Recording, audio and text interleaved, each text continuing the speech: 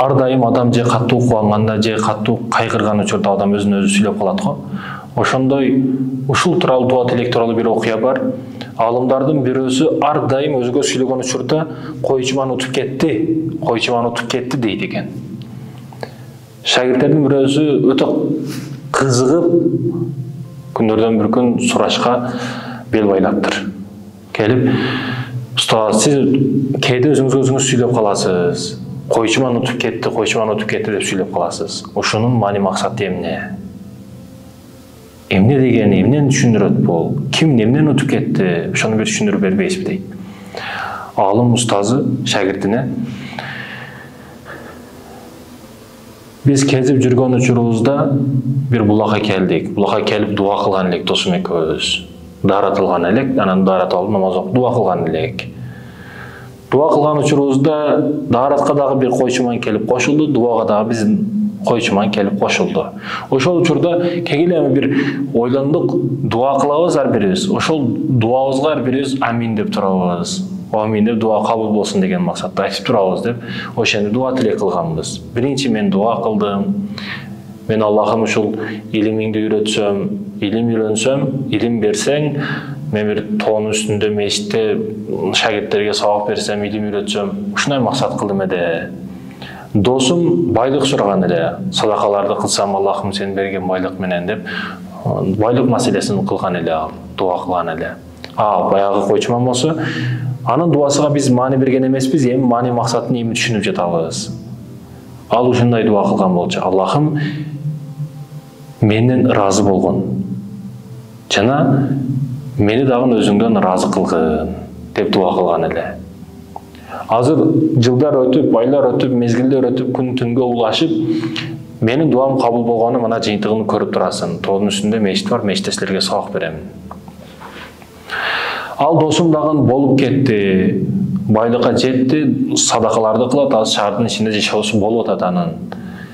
Ал досум дагы дуасы кабыл болду, меники да аныкы да кабыл болду. Демек ал үчүнчү койчумандын дагы дуасы кабыл болгону байкалып билинип турат ушул жерден.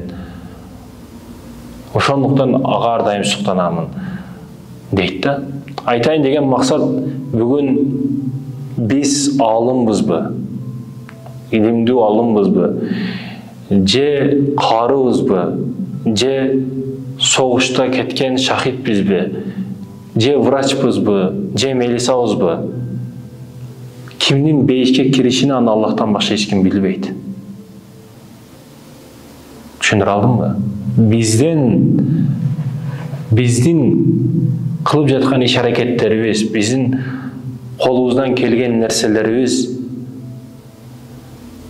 бул Аллахка аян. Акыретте жыйынтыгы ал Аллахка аян. Кайсыл жерге барышты, алып барышты Кудай Таала өзү чечет. Бүгүн кайсыл кесип нияси болбойлу, акыретте кайсыл жерге барышыбызды биз чече албайбыз, биз билбейбиз. Бүгүн өтө көптүр, мал-мүлкүбүз көптүр, бийлигибиз көптүр. Бирок бул нерселер бизди акыретте бейишке бактка алып барып коюшуга эч ким кепилдик бербейт. Кепилдик бере албайт. Айтайын деген максат, дуа тилек кылганда дуаларыбызды оңдошубуз керек. Аллахым байлык бер дей бербестен биринчи ойлонушубуз керек. Байлык мени бузуп кетпейби? Эмне үчүн ушуга чейин мен байыбадым деп ойлонуп көрдүңүзбү? Эмне үчүн ушуга чейин мен байып кеткен жокмун деп эч ойлондуңузбу? Балким байлык сизге бале болушу мүмкүн. Балким байлык келсе сиз бузулуп кетишиңиз мүмкүн. Балким азыр убактылуу кедейдирсиз. Сыноолордун ичинде кыйынчылыкта жүргөндүрсүз. Ошол кыйынчылык, кедейлик сиздин дуаларыңызга даярдап жаткан нерселер болушу мүмкүн го. Сиз дуа тилек кылган нерсеге Кудай Таала сизди даярдап жаткан болушу мүмкүн ошол оор сыноолор аркылуу. Эгер дароо эле берип койсо, сиз бузулуп кетишиңиз мүмкүн, байлыкты башкара албай калышыңыз мүмкүн. Ошондуктан Аллахым байлык, бийлик дей бербестен, Аллахым бул дүйнө акырет жакшылыгын берген деп дуа кылайлы. Эгер бул дүйнө акыретибизге байлык жакшы пайда бере турган болсо, байлыкты Аллах бизге берет.